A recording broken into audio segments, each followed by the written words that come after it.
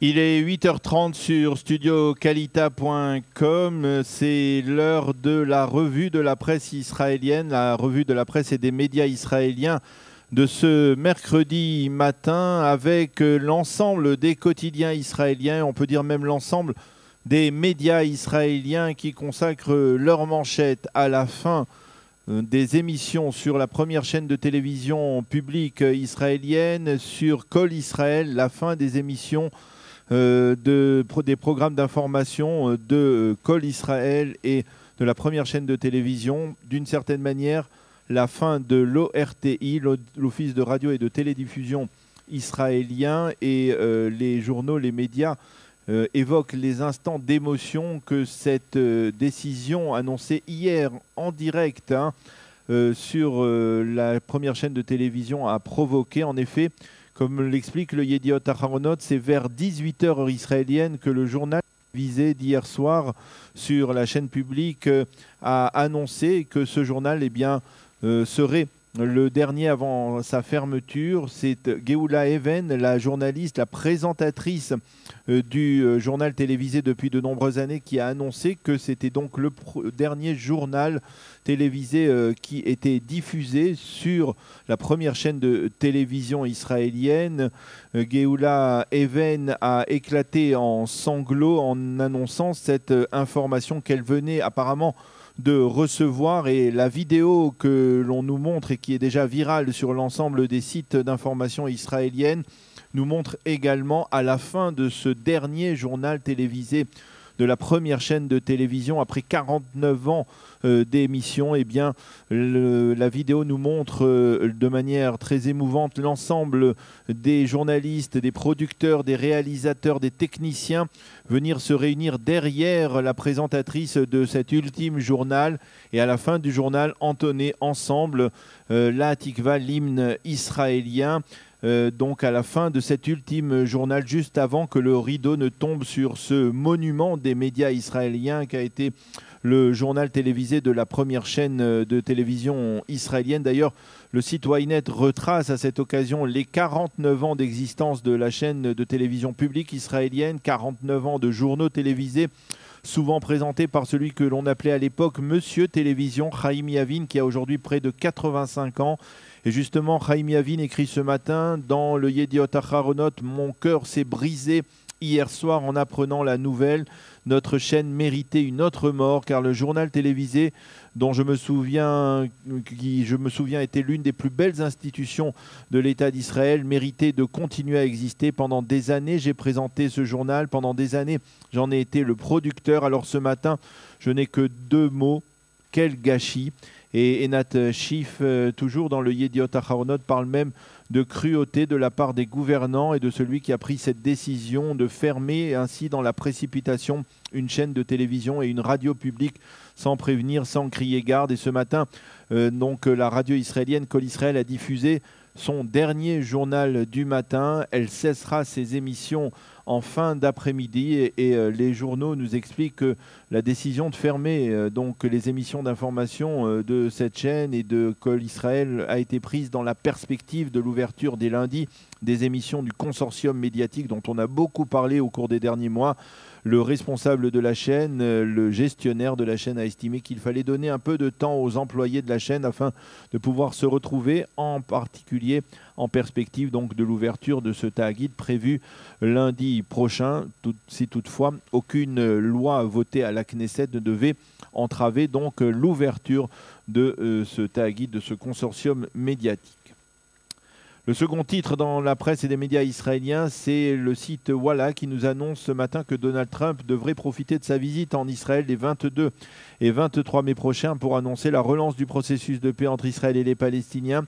Il pourrait même participer à Jérusalem à une rencontre entre le Premier ministre israélien Binyamin Netanyahou et le Raïs palestinien. Selon le site Walla, qui est particulièrement crédible, le président Trump devrait s'accorder une année pour tenter de conduire les deux parties vers un accord, ce qui paraît tout de même aujourd'hui assez utopique. Rappelons qu'hier, Mahmoud Abbas avait déclaré qu'il était prêt à rencontrer Binyamin Netanyahou sous l'égide de Donald Trump, une déclaration faite par le Raïs palestinien dans le cadre de la visite hier à Ramallah du président allemand Franz-Walter Steinmeier. On estime que le simple fait que Mahmoud Abbas n'ait plus posé au cours des dernières semaines de conditions préalables à une telle rencontre avec Binyamin Netanyahou, soit une sorte de pas en avant du leader palestinien. Un pas qui pourrait peut-être suffire à satisfaire Donald Trump et à lui permettre donc de réenclencher ce processus de paix. Les médias israéliens nous dévoilent par ailleurs peu à peu le programme de la visite du président Trump en Israël. Et ce matin, les journaux soulignent que la Maison-Blanche a décidé de consacrer un quart d'heure à peine à la visite de Donald Trump au mémorial du Yad Vashem à Jérusalem, alors que cette visite est incontournable pour chaque chef d'État qui séjourne dans le pays, qui dure une visite en général au Yad Vashem dure environ 1 heure à 1 heure et demie. On sait que Donald Trump arrivera également le lundi 22 au matin vers 11 heures. Immédiatement, il se rendra en hélicoptère avec son épouse, sa fille et son gendre juif devant le Kotel, le mur occidental. Ensuite, Donald Trump rencontrera le président Rivlin et puis il devrait donc se déplacer peut-être rapidement donc à Yad Vashem. En soirée, le président dînera en compagnie du Premier ministre et de son épouse. Le lendemain, Donald Trump se rendra à Masada où il prononcera un important discours avant de se rendre à Bethléem pour une rencontre avec le président palestinien Mahmoud Abbas. Et donc avant de repartir le jour même vers l'aéroport Ben Gurion en milieu de journée, donc de ce mardi 23 mai prochain. Les journaux et le Yediot Aharonot en particulier nous rappellent qu'aujourd'hui, cela fait 100 jours que les habitants de l'implantation d'Amona ont été évacués de leur maison, 100 jours qu'ils vivent dans la précarité à Ofra, des familles de 5 ou 6 enfants dans 20 mètres carrés dans l'auberge de jeunesse d'Ofra. Et ces familles commencent à se plaindre, on essaye de nous briser, affirme l'une des militantes de ce mouvement, des habitants d'Amona. C'est une situation intolérable, affirme-t-elle, en rappelant que Binyamin Netanyahou leur avait promis d'être réinstallés dans une nouvelle implantation, mais il semble que le Premier ministre leur ait refusé le droit de s'installer, même provisoirement, sur le site de cette nouvelle implantation qui est encore en construction. Les quotidiens israéliens nous fournissent également ce matin le détail du grand spectacle qui marquera le début des festivités du Yom Yerushalayim, le 50e anniversaire de la réunification de Jérusalem. Un spectacle qui, de l'avis des organisateurs, sera grandiose et qui se tiendra devant les murailles de la vieille ville le dimanche 21 mai, c'est-à-dire donc à la veille de l'arrivée de Donald Trump à Jérusalem. Au cours de ce spectacle, le célèbre chanteur israélien Eviatar Banaï chantera la non moins célèbre chanson de son frère Meir Banaï, récemment décédé, Sha'ar HaRachamim, la porte de la miséricorde, qui est, vous le savez probablement, l'une des portes de la vieille ville de Jérusalem, la porte par laquelle, selon la tradition juive, eh bien, le Mashiach passera en arrivant à Jérusalem. Et puis sachez également que c'est aujourd'hui le 14 Iyar, la date de la traditionnelle Iloula de Rabbi Meir Baal HaNes, une festivité qui a débuté hier soir sur la tombe de Rabbi Meir sur les bords du lac de Tibériade et qui est répercutée très largement par les sites d'information religieux et orthodoxes. Des dizaines de milliers de participants ont afflué donc hier soir vers Tibériade. Il devrait y en avoir encore autant aujourd'hui, si ce n'est plus. Et les sites d'information orthodoxes indiquent que d'ores et déjà des centaines de fidèles se sont installés sur les hauteurs de Méron, à proximité de la tombe de Rabbi Shimon Bar Yochai, le rédacteur du Zohar, à l'approche de la grande Iloula de Lag BaOmer qui débutera samedi soir et se prolongera dans la journée de dimanche. Des centaines de milliers de personnes sont attendues sur ce site pendant cette journée de Lag BaOmer. Et si vous êtes nouvel immigrant, sachez que cette visite à Méron est pour beaucoup d'Israéliens pratiquants ou non l'un des summums de l'année juive, au même titre que d'autres fêtes qui sont de prime abord plus importantes.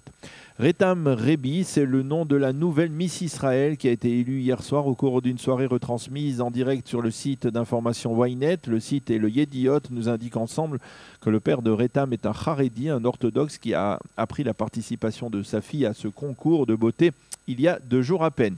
Le journal nous précise que la jeune reine de beauté a 21 ans, qu'elle est originaire de Jérusalem et qu'elle mesure 1,80 m.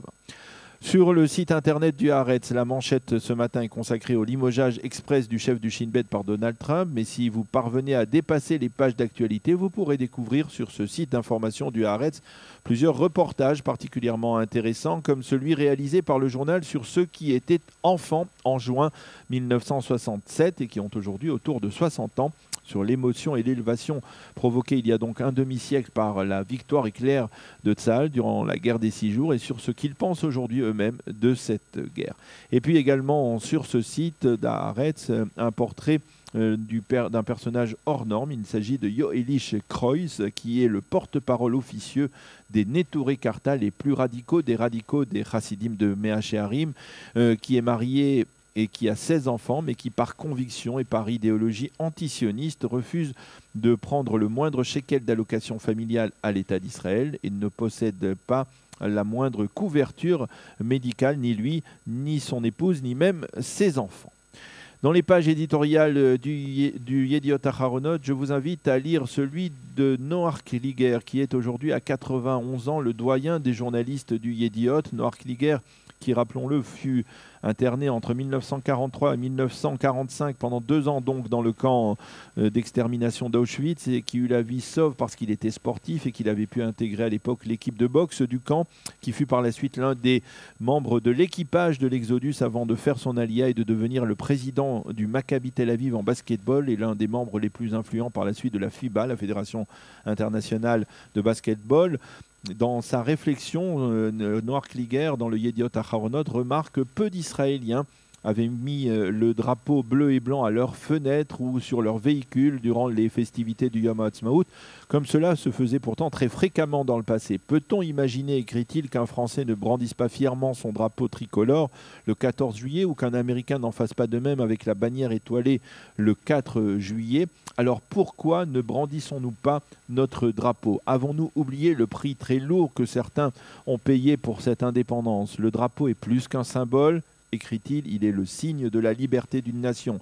Alors est-ce que la prospérité de notre État nous a fait oublier cela? Sommes-nous devenus plutôt arrogants? Eh bien si c'est le cas, nous devrions savoir que l'orgueil précède la chute et que de nombreux empires ont disparu parce qu'ils ont été orgueilleux. Alors à nous de ne pas oublier que l'État d'Israël est né de la catastrophe de la plus grande catastrophe de l'histoire du peuple juif, de la Shoah. Je me souviens que lorsque je suis arrivé en Israël, il m'est arrivé de passer des nuits sur un banc sur le boulevard Rothschild. Je savais alors que j'étais recouvert et protégé symboliquement par le drapeau bleu et blanc de notre pays. Et je sais que lorsque j'ai vu les officiers de Tzahal en uniforme défiler dans les allées d'Auschwitz-Birkenau durant les différentes marches de la vie auxquelles j'ai participé, eh bien, je l'avoue, j'ai pleuré. Et j'ai pleuré parce que ces officiers brandissaient sur cette terre de Pologne notre drapeau, le drapeau de l'État d'Israël frappé de l'étoile de David. Alors écrit Noach Kliger, la prochaine fois, l'an prochain, à Yom HaAtzmaut, n'hésitez pas à vous débarrasser de quelques shekels et acheter un drapeau. Et surtout, n'ayez pas honte de le brandir fièrement, écrit Noach Kliger dans le Yediot Aharonot. C'est ainsi que nous clôturons cette revue de la presse et des médias israéliens. Nous nous retrouvons dans quelques instants pour la suite de cette heure d'information avec Eliana Gurfinkel.